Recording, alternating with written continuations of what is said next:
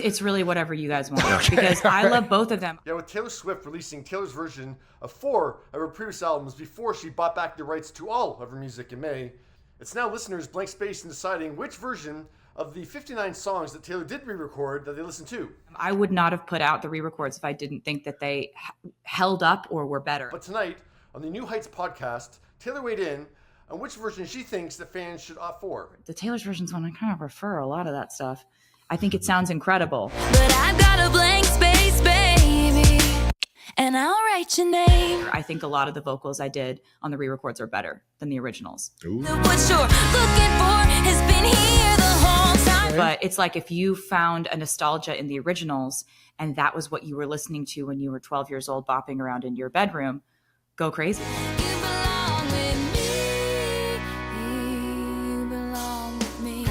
I've always loved Fearless in 1989 in a very pure way. But Red, I've kind of gone back and forth over the years and been like, you know, like that re-recording it made me just be like, oh, God, I love that album. Yeah, getting back together in studio with her 2012 album was anything but trouble. But I think Red was very special. I knew you were trouble when you walked in. Yeah, it really did make me fall back in love with that album specifically. So my ranking of Taylor's 11 albums, which I just did quickly before this, Red is number 5, which I know sounds like kind of midway, but I would say that like 6 to 11 was very easy to rank. They're lower tier for me, and the top 5 are stellar. So yeah, so Red's number 5 for me. In terms of original versus Taylor's version, I think I only listened to Speak Now, Taylor's version, and Fearless, Taylor's version.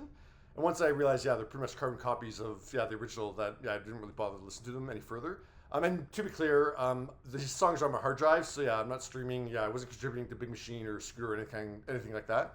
So I pretty much stuck with the original. And all you're ever gonna be is mean. Of course, there's little nuance changes in each record, but I didn't really think they were actually significant to change out what I had in my library already. And once I kind of like have a version in my head, I kind of stick with it. There were a few key songs I listened to because they're some of my favorite Taylor songs, like Holy Ground and Dear John. And I found both those re-records were inferior to the original. So I kept with the original. I should have known.